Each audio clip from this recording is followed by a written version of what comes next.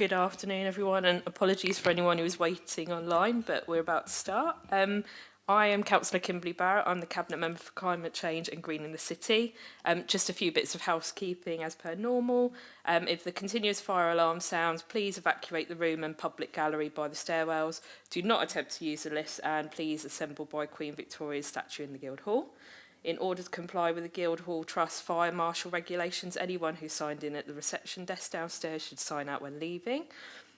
May I draw your attention to the fact that this meeting will be live streamed. Please switch off the microphone when you've finished speaking, otherwise we'll just focus on your lovely face the whole time.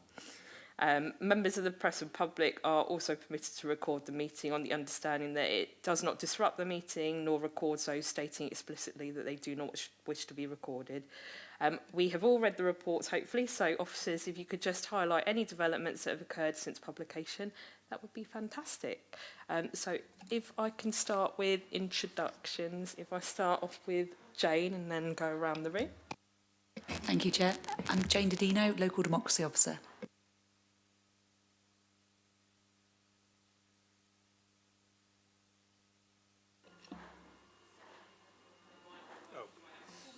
Sorry, try again. Daniel Williams, Public Health Principal. Felicity Harris, Public Health. Councillor Charlotte Gerarda for Central Southsea. Good afternoon, Councillor Hannah Brent for Drayton and Fallington. Christina Downey, Climate Change Officer. Perfect, thank you. Anyone? Jane, can I check, are there any apology? Well, actually, there isn't, is there? Because there's everyone here, so no worries about that. Before we start, I just wanted to welcome back Councillor Gerarda, who's back from her maternity leave. We've missed you, so welcome back. And with that as well, and happily, apologies, Dan, I know you're the only gentleman here, but I think it's appropriate as it's mostly ladies in the room to say I hope you all had a lovely International Women's Day last week, and congratulations to all the mums as well for Mother's Day, especially you, Charlotte, with your first baby as well. So I hope you had a lovely Mother's Day for your first one anyway. And yeah, with that, we'll definitely jump straight on. So if I can go, any declarations for anybody, sorry? No, all good? Yeah, perfect. Well, if that's the case, we will jump straight on to the first item then, which is the strengthened biodiversity duty. So I'll pass over to Dan and Felicity. Good afternoon. There's been no updates to the paper that was brought a few weeks ago to Cabinet. The strengthened biodiversity duty requires all local authorities to do what they can to enhance and conserve biodiversity duty, which means biodiversity has to be considered across all local authority functions. From January the 1st, 2024, local authorities needed to consider what they could do to conserve and enhance biodiversity, and soon after, it's important that local authorities set objectives, policies and actions which they can measure. The first opportunity to report back to government will be on the 1st of January 2026, and local authorities will be expected to report back to government every 5 years from then on. Thank you very much. Before I say anything, I think it's only fair to ask the councillors here any questions, any comments at all? Thank you, Chair. Thank you for the report, Felicity. I just wanted to ask about pesticides specifically. I know it's referenced in, sorry, I'm like looking forward, but also I can't look back at the same time. So I'm going to look at Kimberly, but I'm sorry, I want to look at you. In 1.2.5, there is a sort of reference there to decreasing pesticide use on the estate, and obviously that being something that could be explored.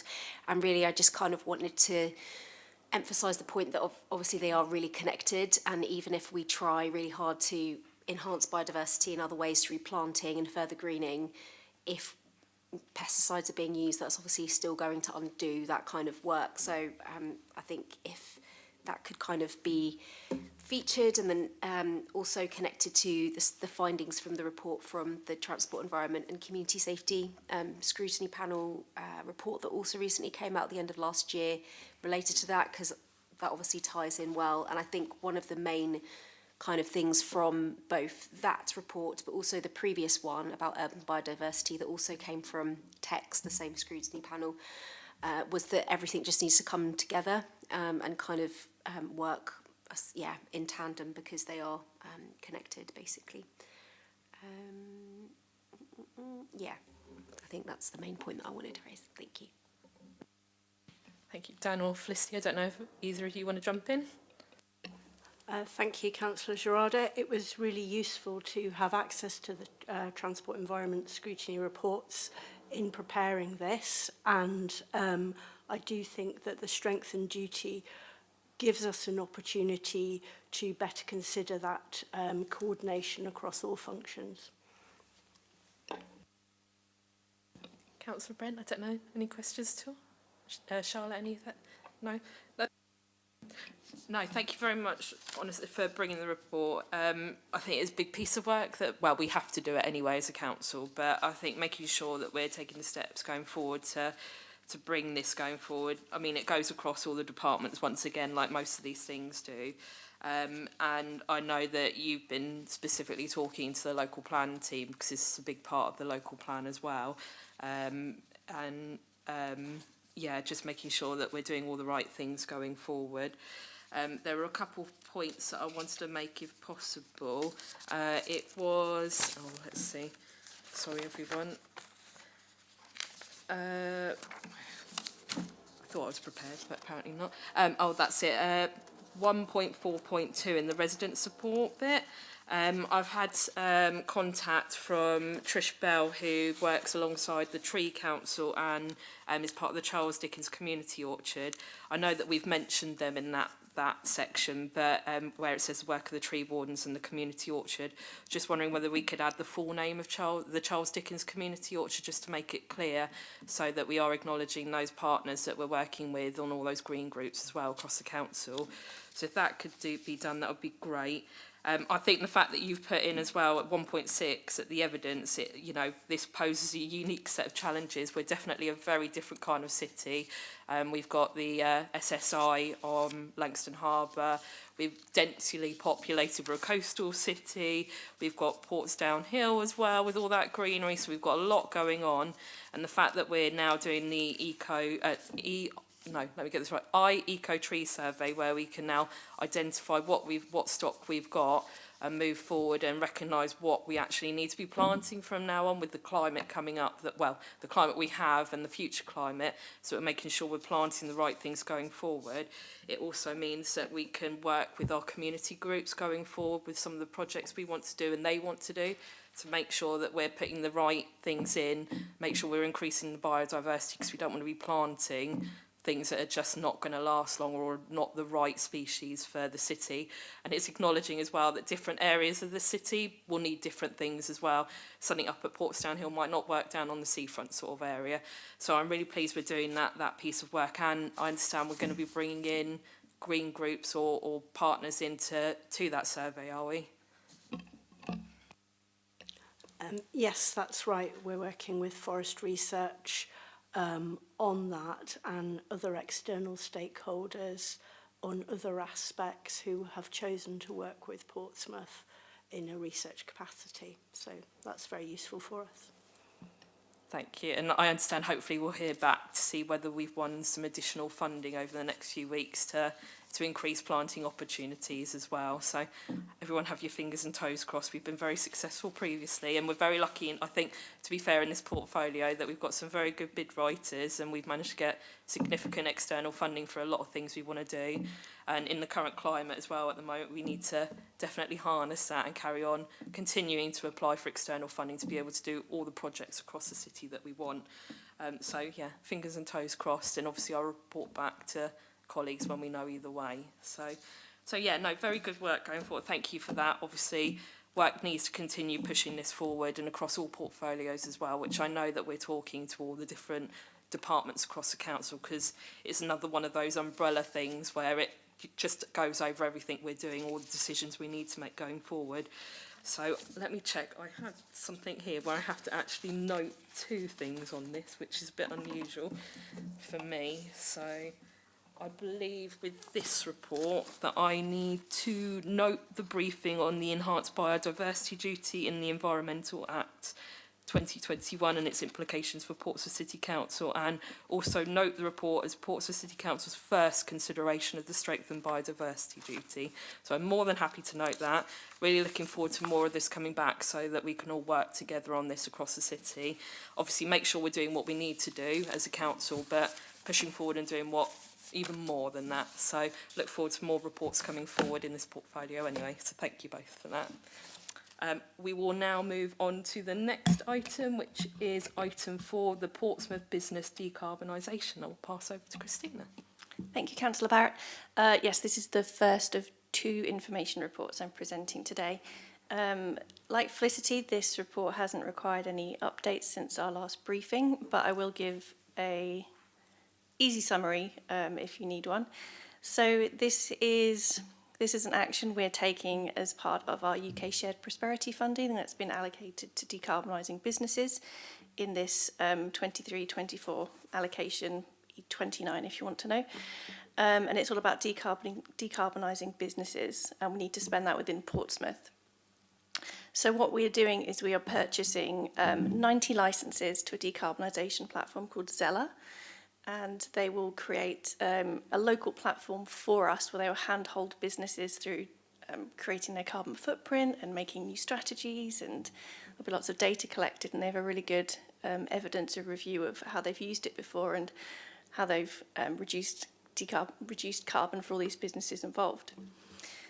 So where we are at the moment, we're in the final stages of procuring those licences, just working through our internal frameworks and then sifting through those businesses that we'll choose. We're primarily targeting the businesses, Portsmouth businesses, on our supply chain, as we're a big procurer in the city, in hope that we'll be both decarbonising our supply chain as an organisation, but also helping to support Portsmouth businesses as well. Any licences we have left over from that will probably end up doing a free not competition, but a free offer towards the city as well, so as many Portsmouth businesses can take up this offer as much as we can. So we're in the final stages of procuring at the moment, and then I should think once we've sifted through that, we'll be ready to launch maybe in the next couple of months, probably after election period now. Perfect, thank you very much. Charlotte, did you have? Thank you, Kimberly. Thanks for the report, Christina. And yeah, this sounds like a really brilliant sort of opportunity for businesses, and as you say, a kind of critical part of the puzzle in our city with trying to decarbonise. And I just wanted to say on 3.8, where it says that the remaining licences would be offered to Portsmouth supply chains and open freely to other Portsmouth businesses if there are any spare. I think that's a really great approach to take, because we don't want cost, or, you know, being a sort of prohibiting some businesses from accessing, getting involved in this sort of project. So yeah, I think that's a really good way to go. Thank you. Councillor Brent, sorry, I don't know if you want to add anything. No, thank you, Jen. No, it's just to echo, I think for businesses, it's really great to have that opportunity to know what their footprint is, and it would be really interesting to see what comes back, you know, once this starts taking place in the next couple of months. Thank you, Hannah. Yeah, no, I've got to agree with both of you, and it's something you said as well in our briefing. You mentioned about, Charlotte, about the opportunity for other businesses to be able to access this if we do have anything spare and left over. So as much as I want as many people to pick it up, you know, it's not going to be the worst thing in the world if they don't all magically go out to everyone we think they will do, because it means that we've got these local businesses, as you said, you know, SMEs that might not be able to purchase them, but we'll be able to bring them along and support them going forward, which is what we really want to do, because we know small businesses have had a hard time of it the last few years and still continue to do so. But to be able to have the opportunity to do some of this work and have the support of Christina and other people that we're working with to do these, means that we're reaching out further, which is what we wanted to do in the first place. We're doing what we can as a council. We need to be able to support our residents and local businesses to be able to do what they can. So completely agree with both of you. I believe, is this another piece of funding, external funding that we got this from, Christina? It's the UK Shared Prosperity Fund, so there's allocated bits towards lots of different areas over 3 years of funding. I think this is the second year of funding. Perfect. It's good to be finding different ways to spend that money to be able to support local people. So, no, that's perfect. So, no, I am more than happy to note that. Thank you very much for that report. I will pass back over to you for the final report. Thank you, Councillor Barrett. I'll bring you back. So over a year ago now, back in November 2022, we created a new climate change strategy for the city. And within that document, we made a commitment to at least review it and to see if it needs any edits. So we republish it with any edits we need to make every year.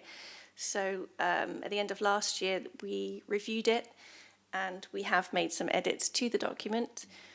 There's nothing substantial there, but there were some important edits that we needed to make, particularly now that we have a new Chief Executive Officer as well. We wanted to reflect that and provide a new forward for her at the start of the document, but also update, basic things like imagery, new imagery for the city, and an update of any initiatives that we've taken as a council within our own operations or within the city as well.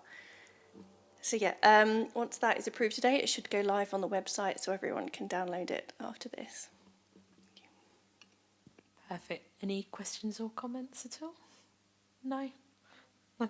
Always good? No, that's fine. No, thank you. I know it's just sort of like a tidying up exercise, but I'm really pleased that Natalie, our new chief exec, agreed to do the new forward, because I've got to say, since she's been here, she's been really interested. I've met with her a number of times. It's something that she's keen on pushing forward with everything we can do as a council. So it's really important that, you know, she had her words put in this as well, because this is going to be her journey alongside ours as well. And yeah, some of the imagery definitely needed to be changed, so I'm pleased that has gone forward.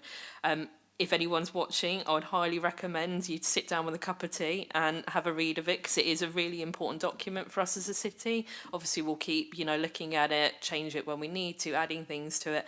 But I would always recommend, if you're interested in anything like this is probably the document you start off at to have a look at.